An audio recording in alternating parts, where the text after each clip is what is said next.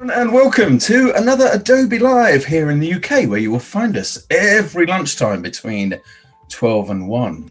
Now, if you're watching on YouTube, that's just fine, but you can't get involved in the chat. No, it's not the chat you're looking for. Where you need to come to is behance.net/Adobe Live, and you'll find us there, and you can ask questions of myself, join the community, and of course, ask questions for our guest, who today, this Tuesday, is in the second part of an amazing book club. It's Sarah Coleman. Hey, Sarah. Hello. Are you all right? Yes, thank you. Thanks for having me back. Oh, man, great. It's a proper treat. I wasn't too well last week, so unfortunately I missed it. I just watched some of it on quiet and just had to go back to the sleeps.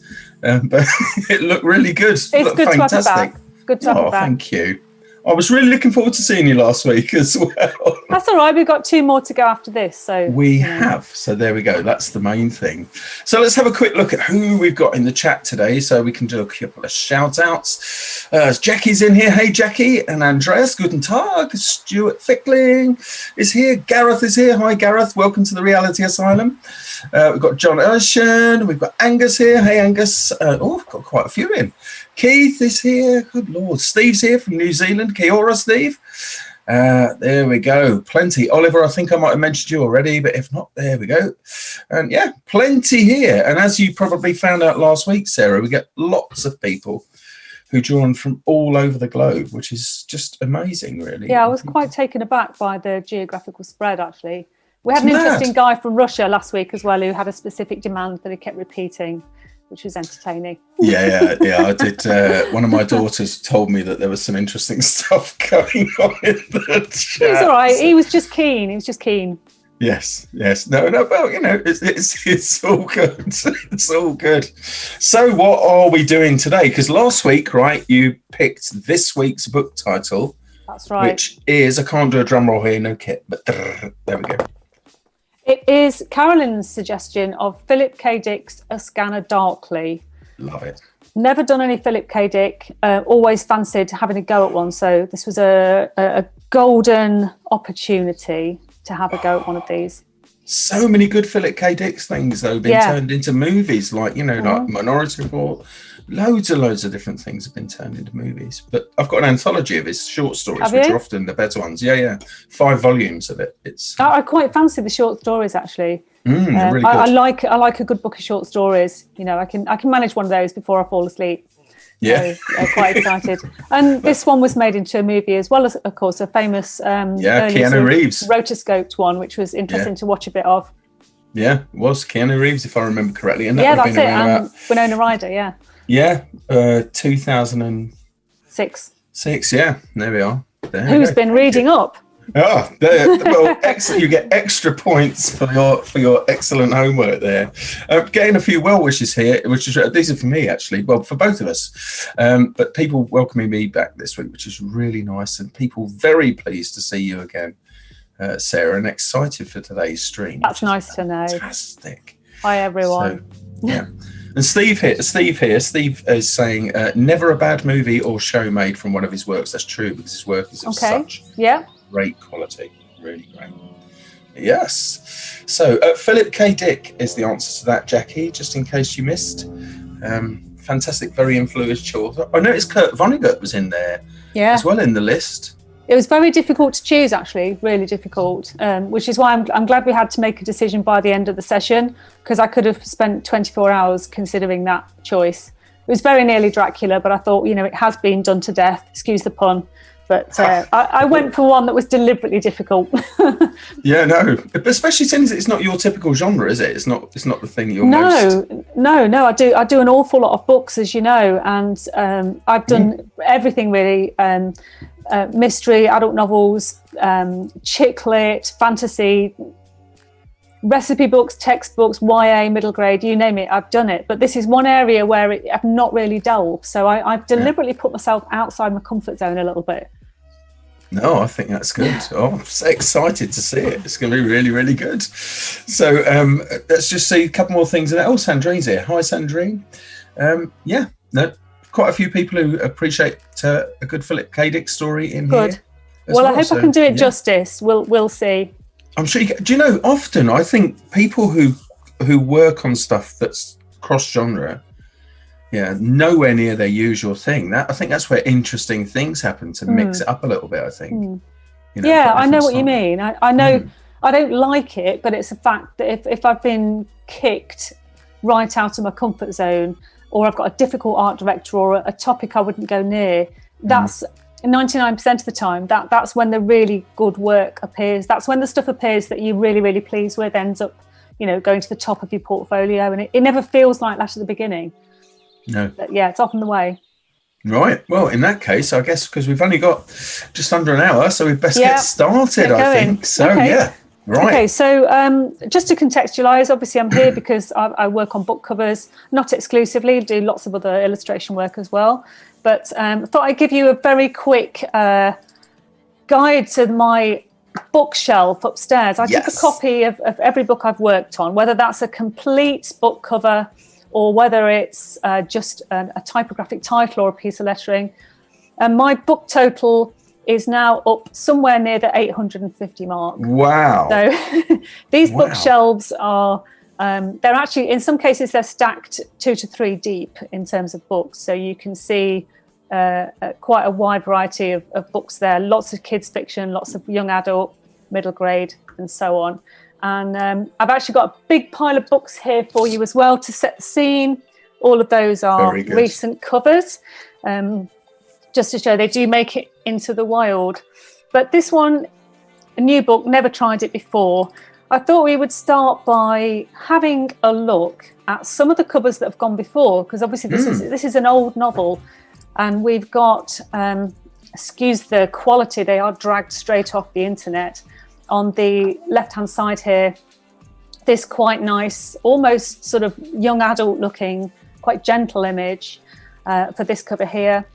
The most recent version on the side here is obviously taken from the 2006 movie version, the rotoscoped version, where they film the live action and then work over that with the animated lines. So they're 2 fairly recent covers. And then there's this, I like this really minimal one here with just this little typographic lockup here, and the author's name reduced to just these initials. I think it's a bold move. One of the oldest covers I could find here, this is an absolute classic, proper pulp fiction look, with the main protagonist in the centre here, showing the 2 identities that he carries throughout the novel, giving away obvious clues here as to what happens in the book. And then we have this rather lovely, very simple cover here, again, a very pulp fiction feel, quite minimal. Absolutely adore this type, this font here. It's very bold, very wonky as well. I mean, that C is just a classic. And the really cheeky little skewed, kick, isn't it? Yeah. I love it. And this is clearly a handmade, an airbrushed image. On the right hand side, again, a completely typographic edition of the cover. There's absolutely no imagery on here at all in the Galanx version, and the colours are everything here. And again, there's that cheeky sort of typographic motif joining the A and the S, which I really like. And then finally, 2 more covers that we could look at. This is the one that came up the most, this serif font, and this rather sort of brutalist treatment of the cover. This very bleak, quite obscure landscape, which I assume to be including cameras up here watching Bruce, the protagonist. And this one clearly released sometime, I'm guessing, after Blade Runner, because it has a very Blade Runner-esque feel. Again, Philip K. Dick wrote Do Androids Dream of Electric Sheep, which became, as most people will be aware, the film Blade Runner in the end. So that's just a guide to what's gone before in terms of the treatment of this book. That's very Chris Foss, that one on the right-hand side there. I do wonder if it is his. It could be. I couldn't find artist details for any of them, but they will be out there. It's in the days Robert before. Thingy will come to me in a minute. Yeah. Okay. So I just wanted to quickly show that we have the desktop. This is the desktop that I work at for the mucky work, if you like, the analog work. I've got another desk, which is much bigger than this, that I work at for large-scale work.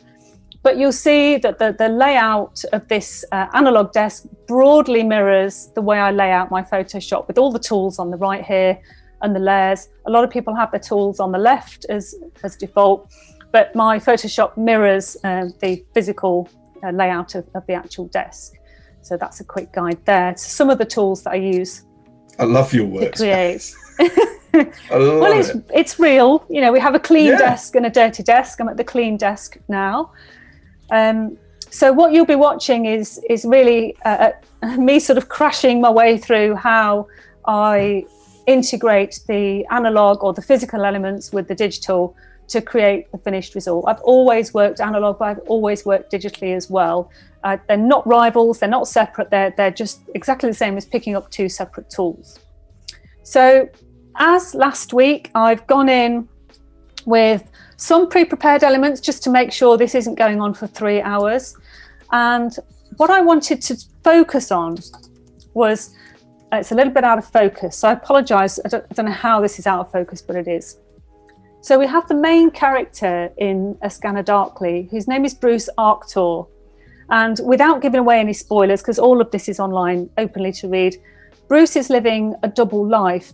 He's a drugs user, and he's also on the narcotics team with the police force. And his job is to root out the source of a drug called Substance D, which is doing really well in the drugs market, and people are really getting quite addicted to this. So his job as a police officer is to track down where this is coming from. At the same time, he's undercover as a drug user. So I wanted to feature Bruce as the main character. The story revolves around him. So I started with some sketches on paper, which would be quite a normal way for me to start work, thinking about Bruce in perhaps a neat suit where he's at work. Here, maybe he's in a hoodie or a jacket and loose trousers. Here he's gone the other way. It's Bruce, the drug user. Maybe he's got slightly scruffier hair, baggy trousers, and a very tatty T-shirt. And then another sort of law-abiding guy here. So they're all Bruce, and he spends the entire novel flipping between the two characters, not realising that he is actually living as two people. So I wanted to make him the focus, and I thought about the idea of literally kind of crashing the two sides of Bruce together. So Bruce has been scanned in. He isn't going to be very large on this cover. So I'm just taking the sketch, label your layers. It makes everything a million times easier later on. And I'm going to draw him in as a silhouette, as if I'm using a real pen. So I'm kind of choosing a brush there from Kyle's brush set, come with Photoshop. The one that's going to closest mimic the kind of nib that I would use. So I would pick up some black ink and I would begin to create the silhouette of our sort of hippie, drug-addled version of Bruce. Yeah. And start colouring him in. So even though this is being digitally created, I still want it to look and feel the same as if I'd drawn it with ink and a nib on the desk. Yeah. And I love it when you post your stuff on Instagram when you've got inky fingers with all of the ink up the side. But at the moment, of course, you've got your fantastic nails as well. So right now they're quite clean. The Adobe nails have survived from last week because they're gel. Thumbs. The thumbs are incredible. Look at that. Creative Cloud. So good. Yeah. Happy with that. You realise that somebody from Adobe is going to come and capture your hands at some point because they've fine. But anyone you don't particularly use that much? I don't use my hands much. No, they can have them. So I've gone in, by the way. Let's choose one. Oh, it would have to be the thumbs. Okay. The thumbs are my favourite. Yeah. Okay, so I've made the classic error of starting work on the wrong layer. So I've drawn on the sketch, but that's easily okay. Done.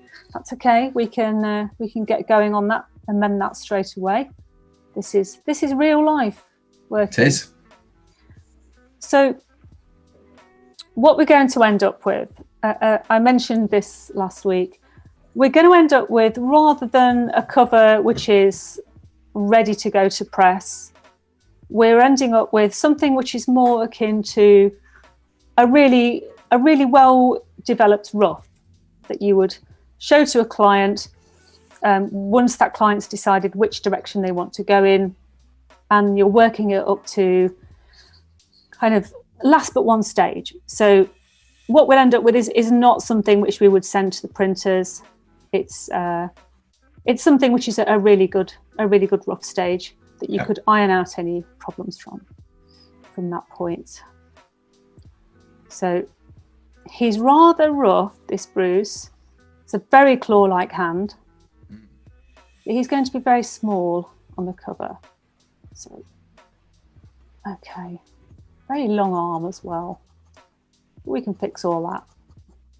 So I'm literally just colouring in Bruce right now with this brush from Kyle called the Old Nib, which is perfect. So I have about 60 different nibs that I use for different things. So scrap through this. I found some Japanese nibs last year that were absolutely amazing. Yeah. What kind of nibs are they? I will. They're dip pen nibs, but I will have a look. There's a couple of manga nibs in there. Yeah. If I get a minute, I'll just pop over to that side and tell you. Well, they're not behind me anymore. My favourite nib of choice, which would be my default nib for any type of work, is indeed the Japanese Nikko G, which is one of the manga nibs. Let me go and fetch that. Yeah, go and have a look. You carry on drawing for a minute. So this is terrible. I shouldn't pop away from the screen at any moment, but I'm going to anyway. Pop away. It's all relevant. You carry on drawing, Sarah. You've got it from here. I will. I'm on my own. We can talk about him now he's not here. He can't hear us. Bruce has got feet, by the way. They're just tucked right under these very hippie trousers. There we are. Okay, let's have a look. It is the G pen. Okay. Yep. Right, I'm going to step away just for a brief second. Go on then. It's your turn. Tag teaming it. So these are the little nibs that I use all of the time. That's the Nikko G, which I think you may have in your... No, not the same? No, I've got a G pen, but it's not quite the same. I make this little box, by the way, so that it's portable. That's lovely. So I fill it with foam, so I can drop all the nibs in there. So I can make you one. Ooh. It's only essentially, I think it's a fly box that I've just bought and repurposed to hold nibs. What's a fly box? Fishing. People who do fishing. Okay. Have that stuff, and I've also got oil paper in there so there's no corrosion. Oh, that's a really good idea. And they're all buffered, so it just keeps them nice. That's really nice. Nobody wants a bent nib, do they? No. That way lies madness. It does. I actually snapped one last week preparing some bits and pieces for the Stephen King cover. I was putting so much pressure on, and they take a beating, these nibs. Yeah. They really will take a beating, but somehow I managed to put so much pressure on, I snapped it. Oh, I must have had a lot on my mind. Yeah. Okay. So, there's Hippie Bruce, but I'm only doing half of him. Okay. Because what I'm going to try and do is use the other drawing of Bruce as police officer. Yep. And see if I can mangle those two together to rather literally communicate the two halves of this fella with his claw-like hands. Okay, so I'm going to go for this Bruce in his suit. See if we can get him in there. Okay, so he's the wrong size. Maybe he's not. Maybe a bit smaller. So he's just a multiply layer, which means I can see through the layer to what's underneath. Very handy way of doing things. Mm-hmm. Save as you go along. So this will be Bruce, the narcotics guy, who doesn't know he's also Bruce, the substance D abuser. So the novel's set really quite far in the future, Yep. well, far in the future then, which would probably be about now in reality. I was just going to say probably around about next week, actually. Yeah, There you go. I'm wary of anything on the TV at the minute, which is describing itself as a dystopian anything, because you're thinking, well, we're in it. It would be easy to get to go down that route, wouldn't it? But we've got to maintain our optimism. We're not like that, we've got to. We can steer away from that stuff. While it would be quite easy, we can steer away. It's good. Okay. So whether this will work as two separate halves, we shall see. Interesting. It's how it reads when it's quite small. But do you never outline and fill? Do you never sort of? I do. I don't know. I'm not very fond of it. No. You may have a workaround for this, but I always end up with a little. With a halo. Yeah. Yeah, you can. I'll come back to you on it. But there's a slider you can change for exactly that purpose to get rid of it. Leave it with me. Okay. Because of course I am here to learn just as much as anyone else. It's you can get a bit occupied with like driving habits, I suppose. You can get a bit carried away with the habits and tips and tricks that you know, and sometimes forget that people out there have. Yeah, and then someone shows you something one day and you're like, why have I not done that for the last 20 years? Normally, with such a question, I would spin up Photoshop and have a quick look right now.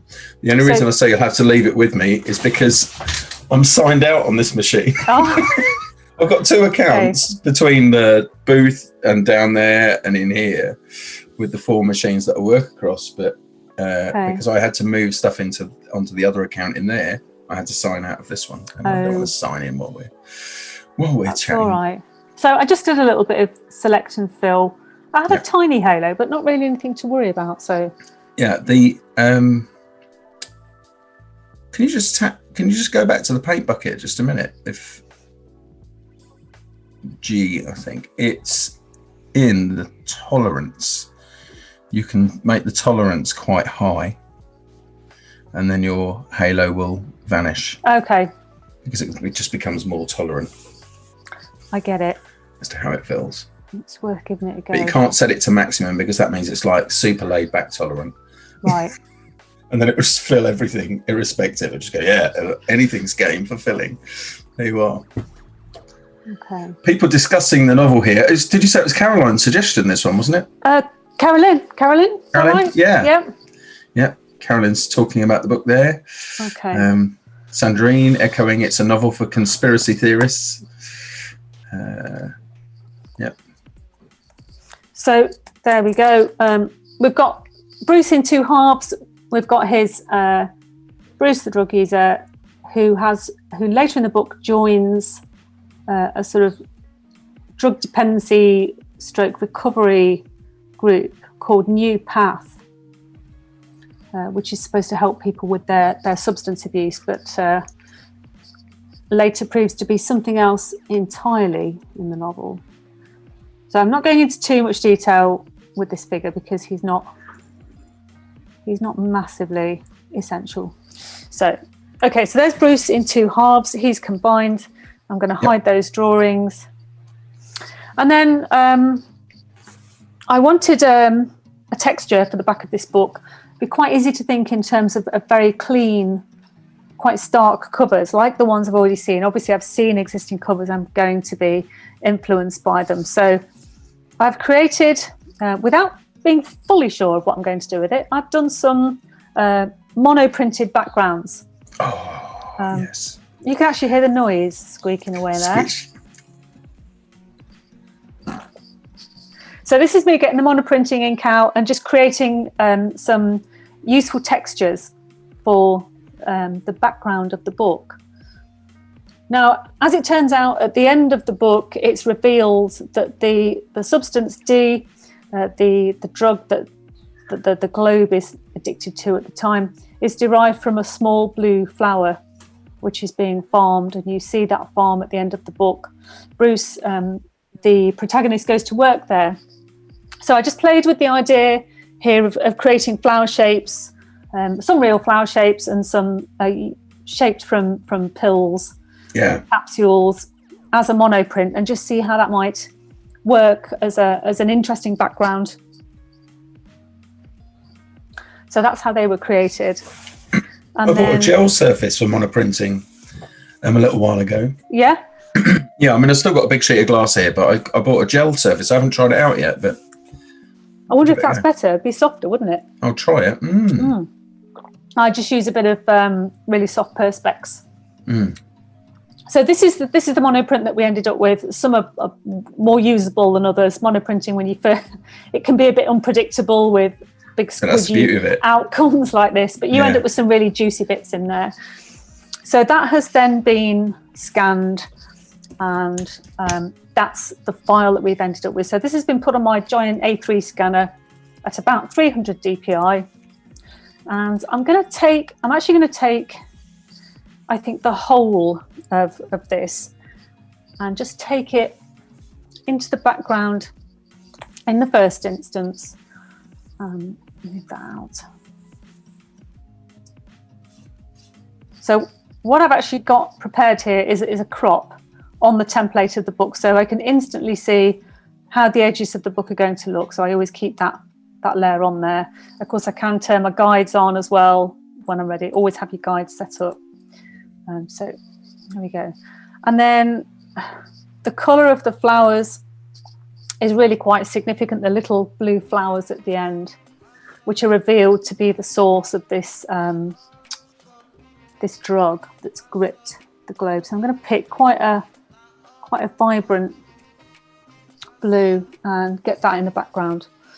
I love that do you know what? I've just decided to change part of my own workflow, because it's never occurred to me to use digital masking tape before, which is effectively what you've done there. What a genius idea that is. Oh, you've just kind of got to see where you're going, you know. And I'm always, if I don't do it, I'm always going way too close to the edge without fail. So, okay. So layer that, blue background, save. Okay, so we have the monoprint. And then, okay, I think the monoprint kind of works, but let's get this globe shape in here. There we go.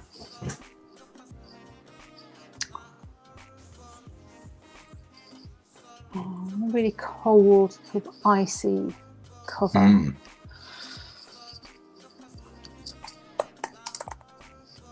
People loving the fact that your process is not 100% digital as well. Yeah, I mean, occasionally I do something which is completely digital, and that's great. That's a real joy doing something like that, because it's a complete change in workflow.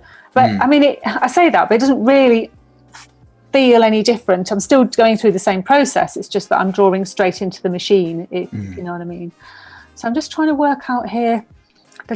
I know how I want this to look over the monoprint. Do you want a quick tip for cycling through the blend modes? Go on, please. If you've got if you're going through a layer, so you've got the move tool active generally, but if you hold down Shift and tap plus and minus, you can cycle forward and backwards through the blend modes. So from there, Shift and plus and minus should move you forward and backwards. Ah, that's amazing. So you can do it really, really quickly. I like that. It's a good technique, right? Yeah, I like that a lot. I mean, if there's ones that you want to use go to, there's another shortcut you can use if you know something by name. You can use Shift and Option or Shift Alt and tap O for overlay, M for multiply, S for screen, X for difference, and so on. I like it. Yeah. Not X for difference. X is for, I can't remember off the top of my head now. Gone. That's really exciting. See, I'm learning today. There we go. Learning from my own Good talk. to share. Yeah. Okay.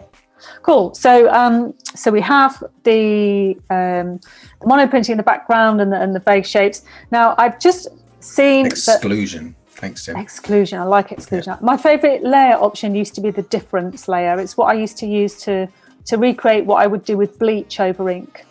It's a great thing for alignment as well. If you've got an image that you've had to capture in two parts, and you need to rejoin it, if you switch the top one into difference mode, you can align them perfectly. Well, I never. By using that, because you'll know when it's aligned because it all goes black down the middle. Yeah. So, yeah. Fantastic. See, 27 years using Photoshop, and I'm still learning. And we all are. That's the beauty of Photoshop. Yeah, it's like kung fu. You'll never stop. Amazing.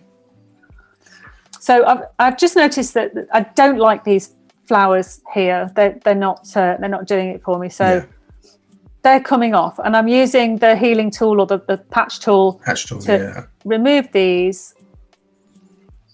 And in the first instance, get some texture up there, but then. Do you ever try content aware fill with them to see what that makes of it? No, haven't tried content aware. You could try that. It might be interesting. You might end up with there's always a risk with content aware fill though that you end up with something that's a bit smudgy. With something like this, but it'd be worth a try. So so I'm going to move this up here. Yeah. So same deal. Lasso. Is this what we're doing? Yeah. Mm. It works. Mm-hmm. So let's try and. So I'm doing the same thing. Is that right? Yeah, content aware move is what you're doing at the moment. So that's But what you could also do is marquee something, and you could use fill literally, which is Shift F5 if you wanted the shortcut for that, and then you could just choose content aware from there.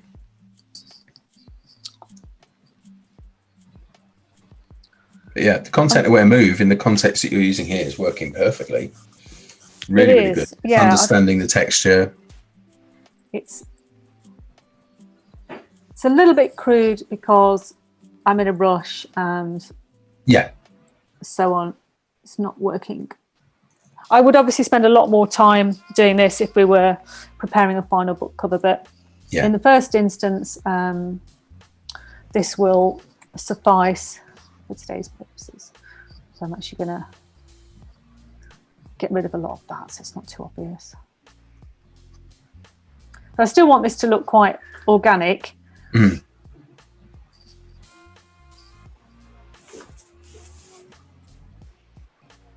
Okay. That'll do. Sandrina's commented that even the guy who invented Photoshop is still learning, and that's actually true. I can vouch for that. He is. In fact, they are. Well, actually, which one?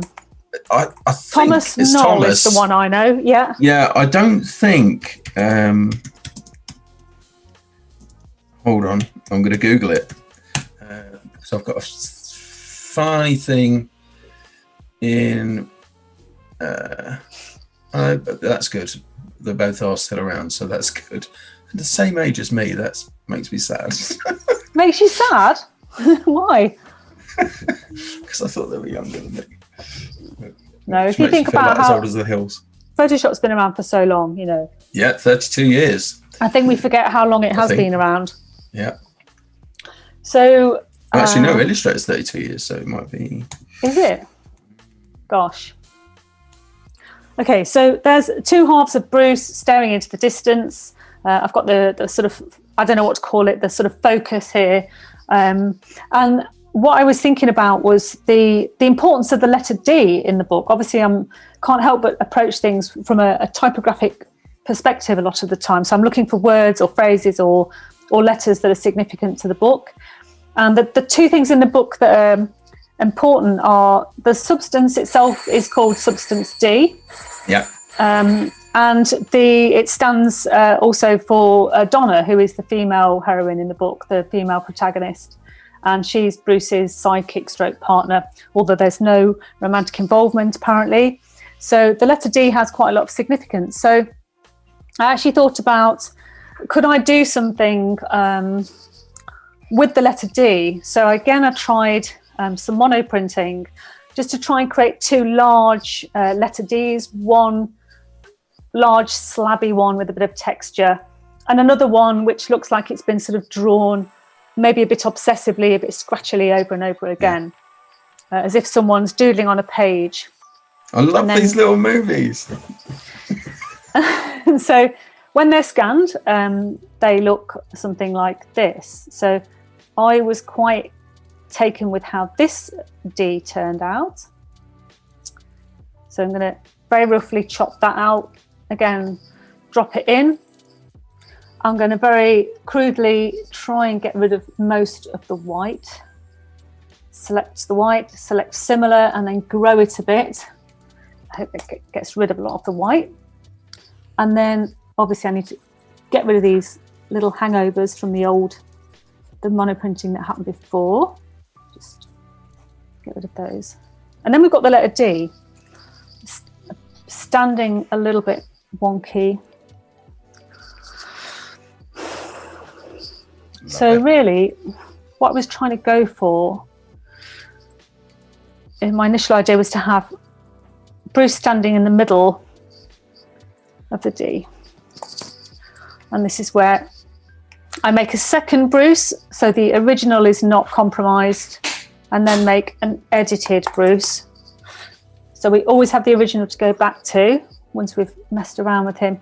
And he's quite small. I want him to be quite insignificant and kind of standing on the inside of this D. Okay, it's kind of going good somewhere. layer naming strategy there, Sarah, as well. Very good to see. It's vitally important. Yeah.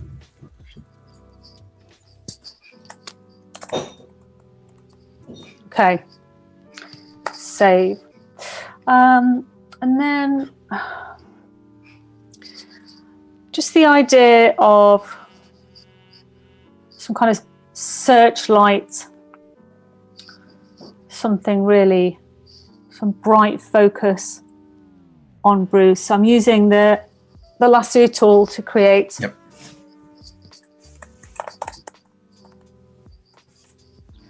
Let's see. No, I'm not going to go for white. I'm going to go for this bright. Okay. And then again, do I want overlay? Do I need that? I'm going to use your trick again if I can. Yeah. So shift and, oh yeah, this works great. I'm never going back to the old ways. Because it's so much quicker, right? You don't have to reach for any part of user interface. Yeah. You've just got something that's right in front of you usually. I love it. Okay. I'm glad to have been of a help. Thank you. Okay, so we've got a kind of a searchlight appearance there.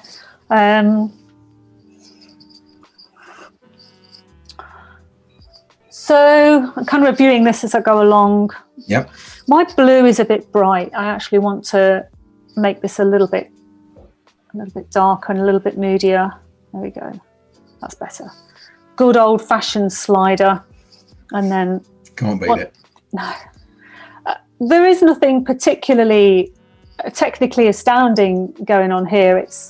This is all really basic Photoshop stuff, and I'm well aware that there'll be people watching who've got amazing tricks up their sleeves, but everybody works the way that works for them, Sarah. That's the thing. They do, and that's what I'm finding really interesting about it. That my Wacom's crashed. Okay, there we go.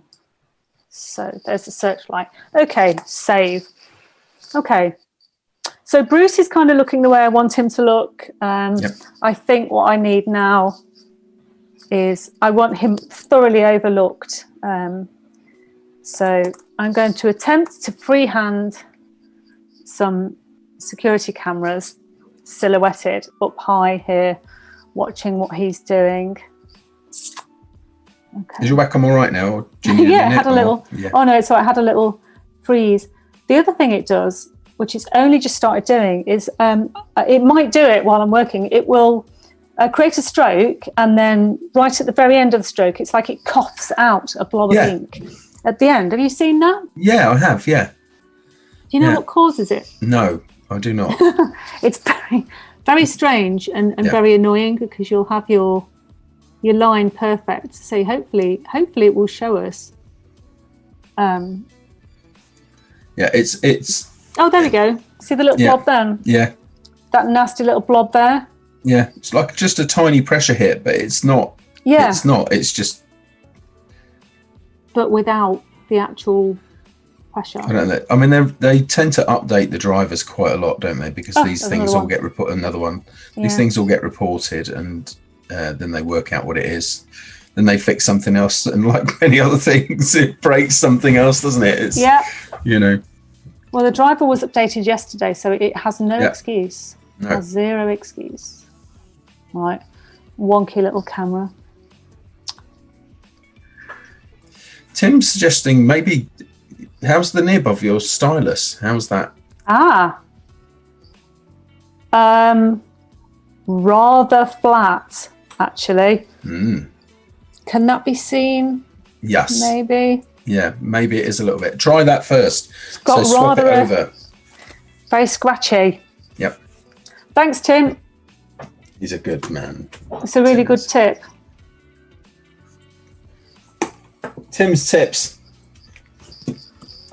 Well, why didn't I use the lasso to create the camera in the first place? There we go. That's much more crisp. Okay, so let's just do the wire coming out the back of the camera.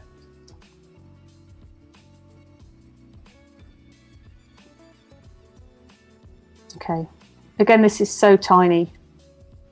I'm not going to get too bogged down with the details of what this camera looks like. Oh, blob, blob, blob. It's like a real pen. Okay, so that's one camera, and then I'm actually going to flip that, repeat it, and he's having another camera watching him on that side. So let's get that stuck there. Okay. Can I ask, just while we're going on, do you still do are you going to do the egg thing again next year? Are you going back to doing the solid eggs? No, solid egg is finished. Yeah, we did it for 7 years, and it was great while it lasted. We sold a lot. We made a lot of people fat. We made a lot of people happy in the process. But no, that's it. It's run its course. Do you need to explain to people what that is? I was just about to. For those who've not, Sarah used to do an amazing. One of the many amazing things that Sarah gets involved in. Including her radio show for BBC Leicester on once a month and other things. She made solid chocolate eggs. So they were like a whole kilo. It's vegan chocolate, right? It was. Yes, it was. Yeah, it was. Yeah. Made solid chocolate eggs. They were like were they a kilo? I think they were actually half a kilo each. Yeah, which is chocolate. A lot of chocolate. But the least disappointing Easter egg you would ever be given in your life, because it wasn't hollow. It was absolutely solid. It was solid. Send a little tea towel and everything with all of your little drawings and cartoons on. It was just brilliant. Yeah, absolutely. It was good. It was good while it lasted. But I mean, we increased the amount year on year. We started. I think we started the first year we did it. We made something like 50, and that increased incrementally over the 7 years. And the last year we did it just took over our lives for 4 months. Right. It was, the packaging design, packaging them up, just getting them out there it's just such a labor of love. And we were knackered, but so something else will replace it. We know it will. It was good. It was a thing to think. Well, I'm glad I got in when I did. You were an early adopter and a regular supporter. So we have had people write to us pleading with us. Can you just make me one? But it doesn't work like that. No. Okay. No, absolutely. So 12:45, hurtling to the end. We're all right. I like this D, the monoprinted D. I do like it, but what I actually really enjoy is there's a brush in Photoshop, one of Kyle's new brushes, which recreates the look of a messy monoprint beautifully. So I'm actually going to go and see if I can recreate my letter D using the brush, because look how that breaks down. Oh yeah. Can you see how that's creating all the sort of side mess? That's a bit hectic. Make that a little bit lighter. I love the splat. I'm just going to go in with a D, and just like the one on the monoprint, just try and go. Oh, I was pretty heavy-handed, that one. Got a little bit sort of that kind of obsessive going over and over and over a line. Oops, thanks. Thank you. Don't you love those weird anomalies? Yes. That happen in Photoshop. Sometimes you get happy accidents, though, to be fair. Oh, yeah. Yeah. Okay, so. Steve actually was saying just a moment or two ago that there is a known problem at the moment with the drivers and the Mac platform. Wacom. Yeah, just at the minute. I mean, there are loads of different things to try. I mean, I've tried a few different manufacturers, but I've got to be honest, I always come back to Wacom. Me too. Yeah. We've got 3 Cintiqs in here. I've got one for sale, actually. I need to get rid of one. That was the 4th one that's in the booth back there. But they are good kit. I've tried the others. I've tried a couple like XP Pen, which is okay. And I think a couple of people in the community use XP Pen in here. I think Steve uses Huion now. Yeah, I'm not sure. I've never used anything but a Wacom, so I'm not sure. I've even got the neuroplasticity to try something else. You know, I kind of know their foibles, their in and outs. I was sponsored by Wacom for a few years as well, so I sort of gadded about doing talks for them and demonstrating, and that was a lot of fun. Okay, so that's the kind of look I wanted to go for, and I wanted to try and recreate the look of a messy monoprint, but using this lovely brush, this one here, which is Kyle's Ink Spat pen. Yeah, it's a little bit unpredictable, but definitely recreates that scruffy hand drawn. And I do want this to look a little bit manic, like you've gone over and over it. Okay, so that's where we are. Let's just move. Make sure Bruce he's standing firmly. Make sure that camera is in place, not hovering. And then, of course, that's kind of the atmosphere I wanted. Still not happy with that blue. I'm going to make that a little bit more turquoise. Sometimes these things only reveal themselves. Shifting hue, yeah. But don't forget, everybody, by the way, you can join us on our Discord afterwards to chat day and night, should you choose to do so. So do join us there. Tim's popping the link into the chat. There it goes. Okay, so titles. We need titles. The title and the author is what sells a book. So as they say, here's one I made earlier. Some titles using a Nico G nib and a wooden handle. So I've gone for something not too clean. Very tempting to pick a clean font or something like what we saw on the previous covers. I'm obviously known for doing a lot of lettering, so I was almost contractually obliged to create something with ink on paper. So that's how they were created. And then these are scanned on, here's the guy I mentioned earlier, the big A3 scanner, looking fairly modest there, but that's a beast of a creature. Here's the Wacom itself. A horrifying amount of money when it was purchased, but still going strong 14, 15 years later. Wow. And to scan the lettering, because lettering will sometimes need to be vectorized depending on how it's being used. Not always, but when it's possibly going to be vectorized, these are the scanner settings that I would use. Document mode on my scanner gives a very clean, very contrasty scan. And in grayscale, because it's been vectorized, it kind of doesn't matter what I do with the color, whether it's been created color. And always at a much higher resolution than would be strictly necessary for print. So minimum of 600 DPI. And I discovered that because image trace likes to have as much resolution as possible to work with when it's trying to work around all of the edges and the idiosyncrasies in the lettering.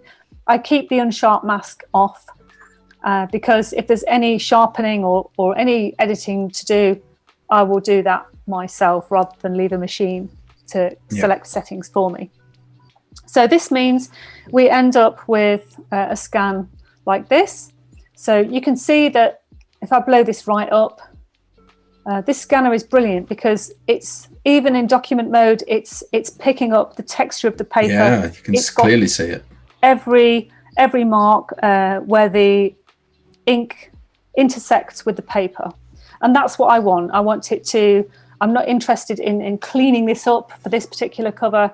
It's not about going in and adjusting points. It's about faithfully capturing what I've created, even though it's going to be vectorized. So I'm going to start with taking this lockup here, which I think came out as my favorite. I'm just going to copy that selection and then take it to Illustrator and just literally pasting that straight down.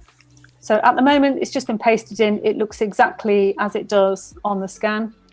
Now, fortunately, I used to have about 4 or 5 different bespoke image trace settings, but I can just click the default one at the moment with my new Illustrator, and instantly we have a beautiful rendition. So if I undo that, you can see how very little of the shape and the bumps and lumps of the lettering is lost. I just do that again, blow it up even more in a little section. So there we go. So if I click image trace. Let's have some clustering. There we go. There, beautiful. So that's actually recreated it entirely faithfully, which for this cover is exactly what I want. Of course, in this mode, it's useless because it's locked together with the white background. So I hit expand, and that will separate the black from the white. I select all of the white to get rid of that. And then I will select all of the lettering, Apple and G, to group that lettering together into one lockup. If I was going to save that, this is how I would save this piece of lettering as a grouped collection of pieces. And then I'm going to copy that. There's 2 ways I can add the colour to this. I can do this, drop it in as a smart object so it retains its integrity. And then I can check it's where I want it to be, rasterize it, and then if I choose, I can then, I want this to be white, so I can do it that way. We'll deal with the contrast, etc. in a minute. Or I can go back into Illustrator, decide I want it white there, turn it white there, and then bring it in. Simple ways of doing things, but the outcome is pretty much the same. So, okay.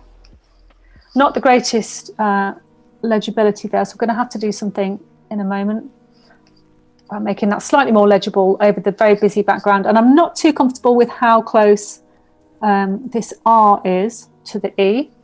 So I'm going to make that rasterized so I can edit it. Just move that over a little bit. That's better. Save. That's really taking shape now, isn't it? Fantastic. It is. I'd need to do something about the contrast behind. So I'm just going to work with, select this blue and just see if I can kind of mash in a little bit of darkness behind.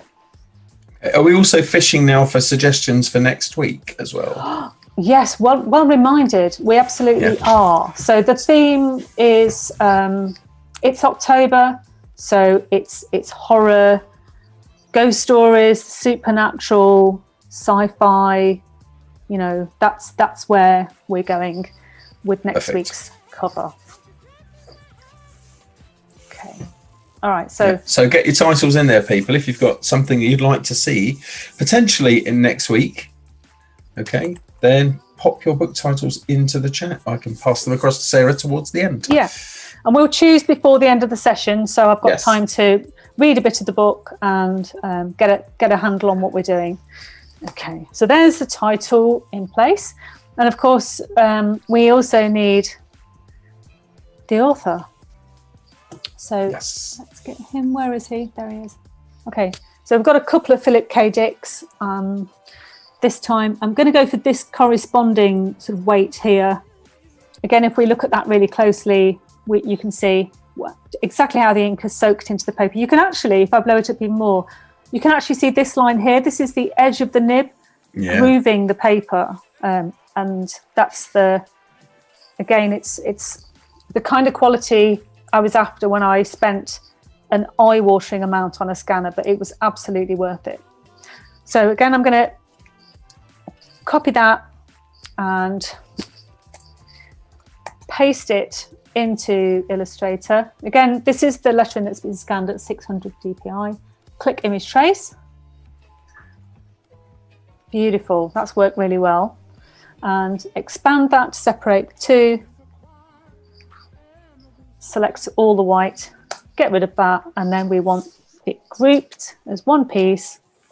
And I will also turn it white while we're here. Copy and paste straight in. Let's go straight in as pixels this time. And drop it down. Okay. Just turn my guides on for a moment. It's not too wonky. We want it a bit wonky, but we don't want lunacy. Okay, so just tidy that up a little. Okay. And again, I think probably going to go for a little darkening on the bottom. And we are then about there. Fantastic. I've got a couple of quick questions. Well, a quick question for you. Kirsty's asking, I was going to ask you this off air later on, but did you know that they have Adobe Capture inside of Photoshop for creating shapes from stuff? No. Well, we'll chat about that later. Yes, but that's a good tip from Kirsty there. Yeah. Right, do you want some titles? I do. Yes, please. Fantastic. So we have got The White Plague by James Herbert. Oh, yeah. I'm just going to jot these down like I'm doing my homework. Okay, right, homework. I feel like a geometry teacher now. Tim's doing it though as well. Tim's making a note. Oh, are you doing it, Tim? Us. Okay, I'll have some coffee instead. Yep. We've got Miss Peregrine's House for Peculiar Children. Oh. We've got Rosemary's Baby by Ira Levin. Classic. We've also got The Fall of the House of Usher by Edgar Allan Poe. Oh, yeah. Dark. That is a beauty. Reverton's Phantasmagoria. Ghost in the Shell. That's a bit... That's an interesting one. Isn't it? Yeah. Yeah, guess so. The Lamp of the Wicked, Phil Rickman. I don't know that one. No, me either, actually. So, yeah.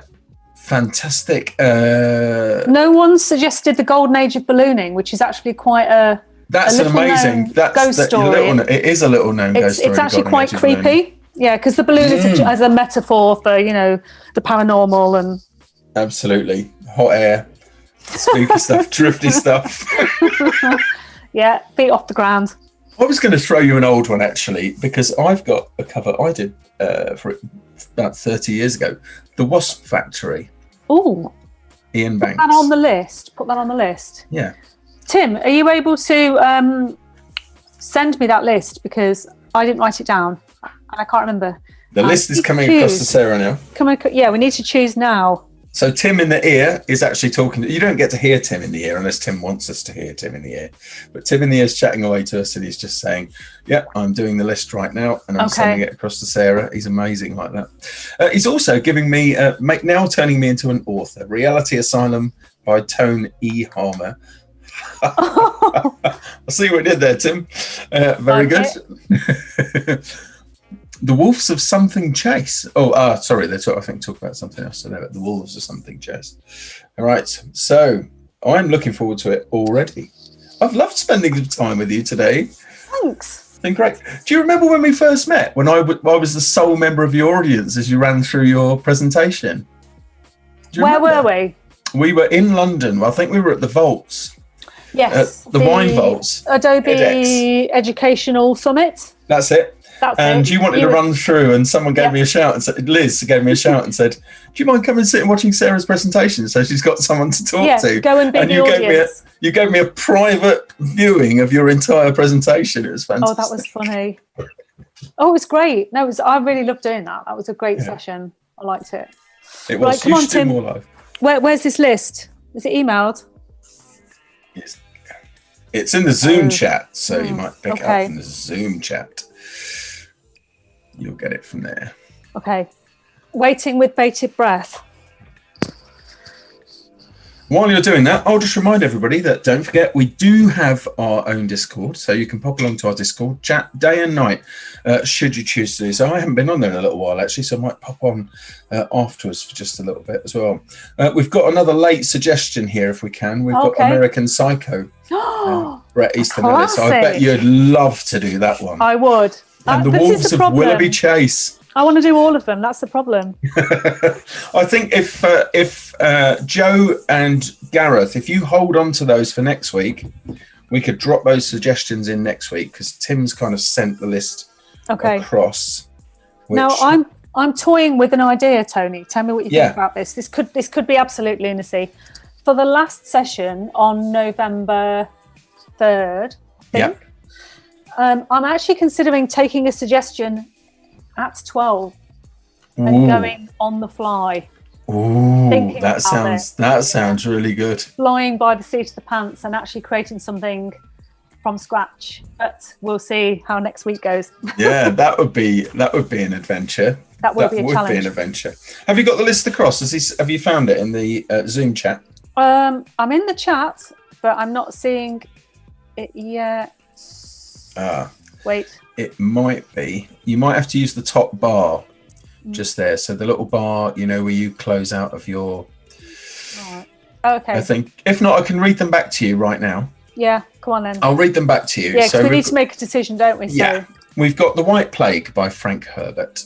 Yeah. We have got Miss Peregrine's Home for Peculiar Children. Yeah. From John Eisen. From Jackie. From John, we've got Rosemary's Baby by Ira Levin. Catherine saying The Fall of the House of Usher by Edgar Allan Poe. Oliver's giving us Brereton's Phantasmagoria. Jane saying The Lamp of the Wicked by Phil Rickman. I'm giving Ian Banks, The Wasp Factory. And from last week, we still have some, which I think we'll pull those ones in from last week. We'll have fresh ones for this week. Okay. I think. So we'll keep those, but we'll have a nice pool of things. Okay. Tense moments. We can always get Tim to do the diddle. Where's the countdown music, Tim? Yeah, come on, Tim. Count down in German. I'm going to go with... Thanks, Tim. That's great. So Sarah, I need an answer. Fall of the House of Usher. Edgar Allan Poe. There we go. Yeah. It's written down, so... Fantastic. It's happening. Fantastic. So there you are, just another voyage from the golden age of ballooning.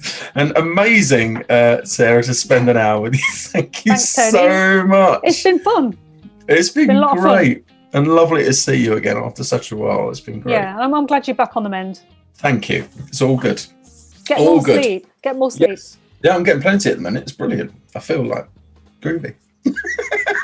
Anyway, thanks everybody for joining us. Don't forget, we are here every day between 12 and 1. I think I'm actually back on tomorrow. I think with our guest, Tim will put the list up. I think if he has a list, he's going to whisper in my ear in a minute and tell me there is no list.